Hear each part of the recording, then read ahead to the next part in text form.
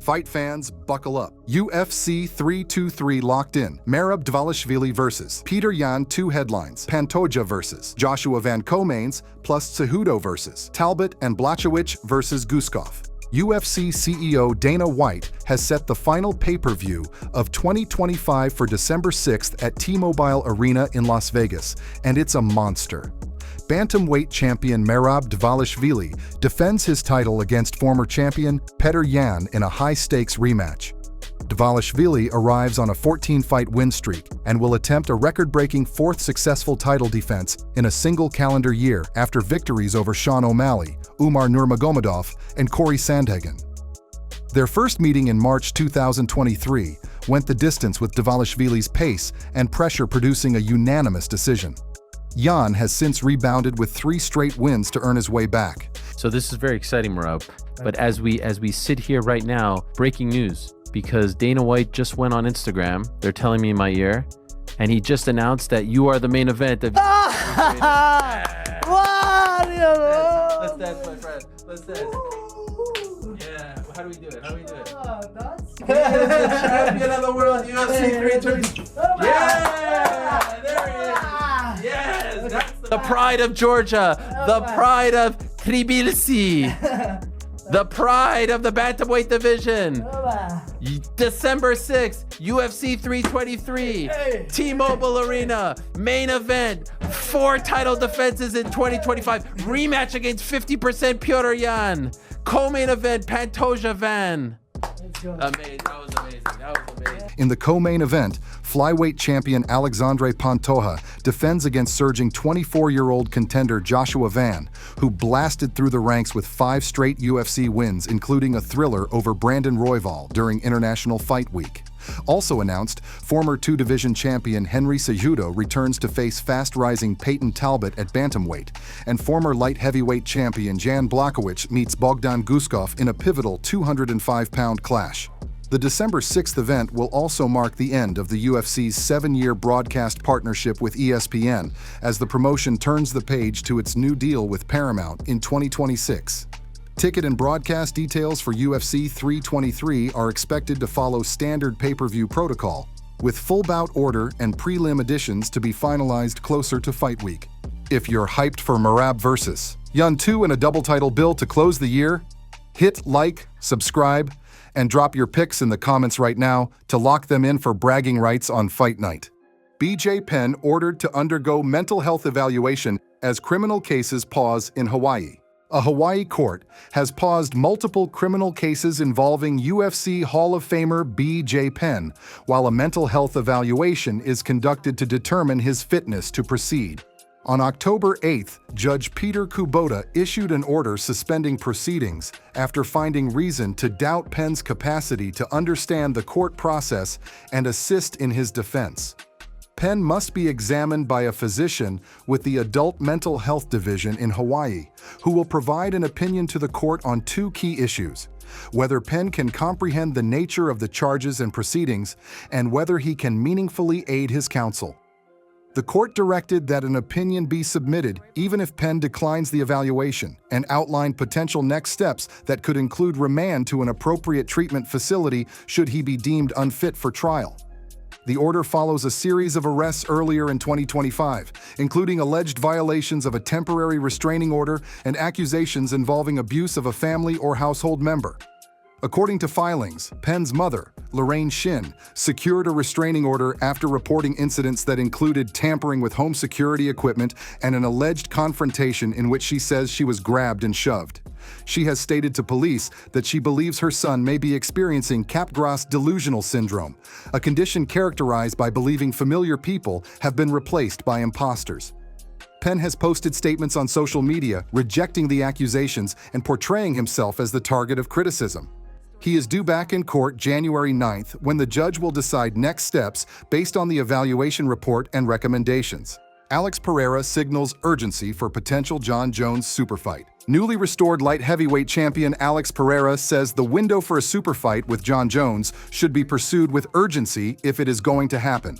Speaking at a Q&A in Rio de Janeiro, days after his 82nd knockout of Magomed Ankalaev at UFC 320, Pereira emphasized that both he and Jones are at a stage in their careers where time matters, and that he expects transparency and decisiveness if there is mutual interest in a crossover showdown that could land on the UFC's planned White House event in June 2026. Pereira did not name a specific next opponent and acknowledged a defense at 205 pounds is very much in play, with streaking contender Carlos Ulberg frequently mentioned as a logical challenger after his surge through the division. He also responded to talk from Ankalaev's side about the former champion dealing with a broken rib before UFC 320 by reiterating that he can only control his own preparation and performance, and that he is focused on the next fight rather than the noise around the last one. Pereira's resume in mixed martial arts has been compact and explosive, with championship wins at middleweight and light heavyweight arriving in his 8th and 11th pro bouts respectively, followed by a string of statement finishes.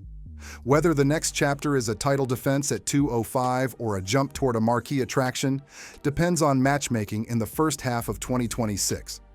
For now, Pereira has made clear that if Jones truly wants the fight, he expects the conversation to be direct and timely. Tom Aspinall says he would vacate the heavyweight title if close friend Ante Delija gets a UFC title shot. Undisputed heavyweight champion Tom Aspinall made a rare pledge regarding his belt, stating that if his close friend and longtime teammate Ante Delija ever earned a UFC title opportunity, he would vacate his championship so Delija could have his time in the spotlight. This is actually a bit of an on-trend topic. Okay. So my friend and training partner has just got to the UFC. He just got his first I saw. win, and now he's in the top 10, which is like, to get your first win, into, like, you just beat a guy in the top 10. Oh, sick. Oh, nice. So like, he's potentially like 2 or 3 wins away from like a title shot. That's all good. Right, okay, cool. So yeah. Let's play out. Let's play out. How would this go? So the thing is, if I'd never won a title, I'd never touched gold before, we would have to fight. Because that's my dream. Yeah. Well, now I've done it, I would be like, I'll vacate it and he can have his time. Fair. Really? So if it came to it, you're just not fighting him? I wouldn't fight him. No chance. No chance. Damn. Fucking No. props. That's really? Yeah. So I've got guys who I train with, of course, and I've trained with them for years and stuff. And I've got other guys who are my like genuine friends. Yeah. And he's one of like my genuine friends. I would never like there's some stuff to me that's like more important than like money and titles. And like I say, I've won the title. I've done that, and I've got a few more in me before he's going to be up there anyway. So I've still got more to do, but I can do that more in the time that he's takes him climbing. to get up. Yeah. When he's there, I'm happy to. Fair play, man. Oh, that's an incredible statement. I don't think you understand. That's an incredible statement, bro. Yeah. Aspinall framed the stance as a reflection of personal values, saying some things matter more to him than money and titles. Delija, a decorated heavyweight outside the UFC, would first need to sign with the promotion and climb into contention for such a scenario to arise. But Aspinall's comments resonated with fans as an uncommon show of loyalty in a sport driven by rankings, call-outs, and title stakes. Aspinall's near-term focus remains on his first undisputed title defense against Cyril Gane later this month in Abu Dhabi. The champion has shared curated footage from camp and continued to downplay outside narratives while zeroing in on tactical preparation for Gane's footwork, range management, and counter-striking. Whatever unfolds next for the belt, Aspinall's statement about Delija offered a candid look at the human side of prize fighting and the bonds forged through years of shared training. Henry Cejudo says next fight is his last, then books Payton Talbott for UFC 323 in Las Vegas. Henry Cejudo has repeatedly hinted that he intends to compete one more time before walking away for good, and his next assignment is now set.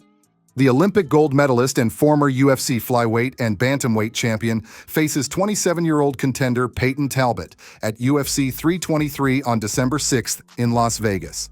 Cejudo returns after suffering a severe eye injury against Song Yadong earlier this year, a bout that ended in a doctor's stoppage and led him to tell President Donald Trump and others that he planned to fight once more and then retire. Alexandre Pantoja versus Joshua Van made official for UFC 323. Flyweight champion Alexandre Pantoja will defend his title against Joshua Van in the UFC 323 co-main event, confirming the pairing many expected after both fighters shared the International Fight Week stage earlier this year. Pantoja brings an 8-fight win streak into Las Vegas and a resume stacked with wins over former champions and top contenders. His aggressive grappling, back-taking urgency, and willingness to engage make him must-watch in a division known for pace and scrambles. Van, 23, has rocketed from prospect to challenger in under 2 years in the UFC, with 9 appearances, 5 straight wins over the last 11 months, and a signature decision over Brandon Royval that showcased composure and cardio in a high-pressure setting. The booking pits a seasoned champion with championship round experience against a surging challenger whose timing, output, and self-belief have not yet met a ceiling inside the promotion. With 2 title fights slated for December 6th, the flyweight co-main carries immediate divisional clarity alongside potential breakout stakes for one of the youngest title challengers to hit the stage in recent years. Expect the champion's strategy meetings to revolve around neutralizing Van's combinations and forward rhythm. While Van's team will likely emphasize takedown prevention, mat returns if grounded, and disciplined entries that avoid Pantoja's clinch and back-taking sequences.